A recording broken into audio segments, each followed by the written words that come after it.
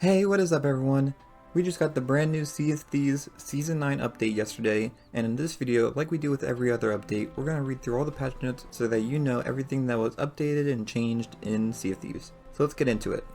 So with Season 9, we got some new treasure types and just lots of little changes. So I'm going to kind of speed through a lot of these changes just because there's so many. So first we have the Chest of Fortune. This is a new high value chest that has arrived in the Sea of Thieves, and it gives you a big reward in gold. I believe it's 20,000. We'll have to check on that, but it's a big amount. But the main draw of this chest is that it gives you exclusive rewards if you cash it in. So for Season 9, the Chest of Fortune can be found in the Fort of Fortune vaults. So doing the Fort of Fortune world event will unlock this for you. Turning in these chests will progress you through the Fortune's Favor commendations, which will unlock new ship items for the new Fates of Fortune cosmetic set. In future seasons, the Chest of Fortune will move to different locations on the Sea of Thieves map, and will also bring new commendation grades as well as new items to the Fate of Fortune set. Moving on, the Reaper's chests that have been in the game for a long time now have got a little bit of a change. So now the beacon that you see when it spawns in the game will now continue to stay on that even after you grab it. So which means people all across the map will be able to see exactly where you are when you're carrying this chest. These chests also got a similar change to the Chest of Fortune, where now when you turn in a Reaper's chest, now will progress you through the Reaper's Riches commendations, which will allow you to unlock the Fate of Fortune's weapon set. A lot of Season 9 focuses on world event changes, so the Fort of Fortune got a big change, where it's a lot more streamlined now, and it also dynamically changes in difficulty depending on the amount of players that are participating in the event. Most of the other world events also have this change. So the Fort of the Dam also got a few changes. One of the biggest changes is now that the Shadow of Fates that are in the battle will only appear as one single color within a wave, so there's not going to be an issue of you needing to switch Flames of Fate back and forth in order to defeat these. That's going to be really nice if you play solo or you're just in a smaller crew. And then resources have also been replenished around the Fort of the Dam, so crews can find more barrels for food and other stuff, along with additional ammo chests and armory. So that's a very nice change. That's going to be really helpful with tucking. I'm interested to see if tuckers utilize that more. Skeleton Forts. The original Skeleton Fort encounter has been improved and rebalanced to dynamically scale in difficulty, just like how the other ones have been. Skeleton Forts across the seas are now stocked with more plentiful resources, including both ammo chests and armories, allowing players to switch their loadouts during battle. This is another great change. I'm happy they included this. Ashen Lords, part of the world event I hate the most. Crews willing to go toe-to-toe with the menacing Ashen Lord will now find that the heated encounter dynamically scales in difficulty based on the number of pirates in the fight. So hopefully this means that if you're solo or with a crew of 2, it will be a lot better. So Skeleton Fleet. Along with scaling in difficulty based on the amount of crew, the skeleton crews aboard the galleons are now more easily dispatched by boarders. So if you board the skeleton ship, you will actually be able to basically do a lot of damage to them now compared to before where they would respawn. So when you hop on their ship and you defeat the skeletons, they will less frequently return to defend their ship. So that's really good to know. There's probably going to be some new strategies that you can use to do the skeleton fleets now. After defeating a skeleton ship, crews now will have more time to resupply before the next wave arrives, and will find sunken galleys now drop storage crates of supplies for even easier restocking. So that's another great change. So next we have Ghost Fleet encounters return. So this is the old Flameheart event, but now Flameheart is not there anymore. Nothing really else changed with this. It's basically the same battle just without Flameheart. This is a cool return. I'm excited to have this back. Megalodon encounters. Emergent Megalodon encounters can now occur in a wider variety of locations across the seas, including those that are previously restricted due to the distance between islands. So I'm interested to see how this changes, because before you were able to avoid Megalodons by getting close to an island. I'm wondering if that's changed at all.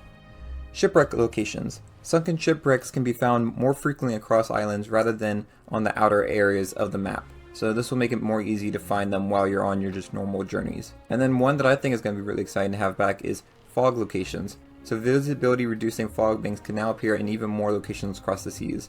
Previously this was mainly just located only in the Devil's Roar as well as in the outskirts of the map. So we should now see fog pretty much anywhere on the map, which is exciting. So moving on, we have new voyages for Pirate Legends. If you're a Pirate Legend, you can get the new Skull of Destiny voyage, which basically allows you to go a lot faster in finishing the Fort of the Dam.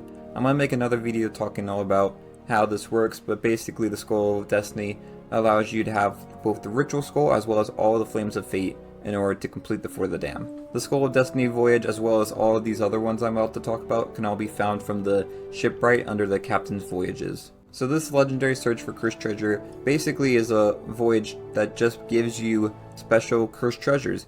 So these are kind of like high risk, high reward types of treasures because they all come with different hazards. It's like the Chest of Rage will explode into fire if you don't water it enough. Or you have the new Chest of Boundless Sorrow, which will never stop weeping, but it rewards more gold. It's going to be interesting. You're going to need probably at least 2 people for this just to take care of it, because this is going to be a little bit more difficult for solo players. Not impossible, but it will be difficult. Moving on, we have Black Powder Stashes. So you might remember these from previous like Christmas events and that kind of stuff, but now Pirate Legends can acquire these whenever they want from the shipwright, and this new voyage will direct crews to nearby skeleton forts where a range of armaments have been stashed. This may include the keg of ancient black powder, so that's really exciting. These will be really good if you're trying to go like tuck on a fort or something. You need to get a lot of nice kegs quickly. Moving on, we have some new stuff for captaincy. So there's been expanded company voyages. The shipwright now has expanded their stock of trading company voyages, allowing captains to have more direct access to stuff like Devil's Roar voyages, raiding vaults, lost shipments, ghost ships, all that kind of stuff. So definitely check that out. There should be lots of voyages in there now that you can acquire. One, I think, underappreciated aspect of Season 9's update is the Captain's Logbook got a change. So now captains will find that in their trusty logbook, it now chronicles your ship's endeavors. So it tracks like where you go to different islands, what you've done, like if you've completed world events, that kind of stuff. So that's pretty cool. I think it will make looking at the logbook a lot more interesting now. So moving on, we have an expansion to the Sovereign. So now the Sovereign, you'll be able to sell Hunter's Call items to them. However, you'll get a better payout if you go to the Seapost still and sell to them directly. But this will be a nice change if you're not in the mood for going to a Seapost. Captain's Supply and Voyage Shop improvements. Captains browsing the exclusive services available from the shipwright will now find that a new categorized menu allows for faster access to the voyages or supplies required. So moving on to some more gameplay improvements. We have treasure in the Devil's Shroud. Any treasure that is left behind in there, so like if a ship runs out there and then their ship sinks, all that treasure will be safely teleported to a safer location within the bounds of the map. As well as now seagulls will appear above sunken treasure, so when you sink a ship, seagulls will appear in the air. This will be very useful because I've had many times where I've lost treasure just because I can't find it. 6 ships on the horizon. Now in the Sea of Thieves servers, you'll be able to have up to 6 crews at a time in the game. So this is a max of 17 players. This is really exciting. I think it will make it so that you'll encounter more people more often. So I'm really excited to see if that helps improve more of the natural PvP experience. Stashing quests, you're now able to hide unwanted quests in your quest radial so that you don't have to see it. That's a nice change. Improved collector's chest selling. So now you can go up to like the Sovereign or whoever you want to sell it to, and you can basically hold your collector's chest, and without having to remove everything one by one, you can just sell everything in one shot. And then if you want to, you can press it again to sell the chest. There's been changes to the music hit audio effects. So if you go into your audio settings, if you have your music turned down for the game, like I do, there's now a new slider for music hit notification volume. So basically whenever you hit a ship, you'll be able to actually hear if it hit or not. So I think that's a really nice change. One of the ones I'm really excited for is harpoon improvements. So now when you're on your ship or at the Sovereignton, if you harpoon a piece of treasure, it will now instantly detach from the harpoon and now be put on the deck behind you. So this is really great. There's a new bait crate that players can get from the Merchant's Alliance as well as the Hunter's Call, and this has like just an assortment of bait, and this can also be sold to the Merchant's Alliance, the Hunter's Call, Reaper's Bones, or the Sovereign. We got some other little UI changes to like the fishing bait radial as well as the food radial to make it a little bit easier for players to access different stuff. Changes to ship scuttling, so now players will have an option between either scuttling their ship or changing seas. So that's a nice option if you want to try to just kind of get away from a bad crew that's just, you know, messing up your fun. One that I think is really cool is now at the Reaper's Bones emissary tables at any of the outposts, they will now accept any emissary flag that you've gotten. So you can, instead of having to go all the way to Reaper's Hideout, you can just sell your flag at any outpost now. You're also able to sell Tridents of Dark Tides now to either the Merchant's Alliance, Sovereign, or Hunter's Call. I believe Reapers would also count, but I don't see that listed. Mermaid statues have been rebalanced just like the world events and stuff.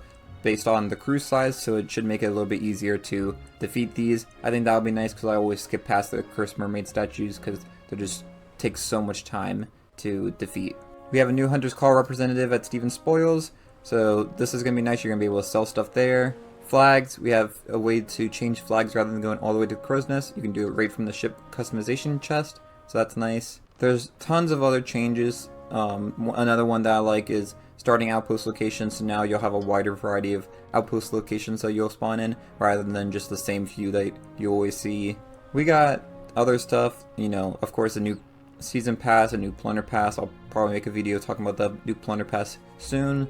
New emissary ledger rewards this season, so we got new fishing rods and tankards for all the different emissaries. And then we just got other stuff, so like the Pirate Emporium got new cosmetics. There's 2 free emotes that you can get from the Pirate Emporium right now. The Hearing Things emote, as well as the Down the Hatchet emote.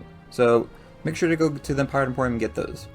Last thing I want to talk about in this video is outpost cosmetics. So Gold Hoarder cosmetics have now been added to the different outpost shops, so you'll find a new range of clothing, weapons, and equipment related to the Gold Hoarder set. As well as you'll also be able to get Season 1 cosmetics from the Season 1 free pass, and these will cost doubloons, and you can get pretty much everything except for the Shroud Breaker items. If you missed out on any of those, this is a good time to try to get them.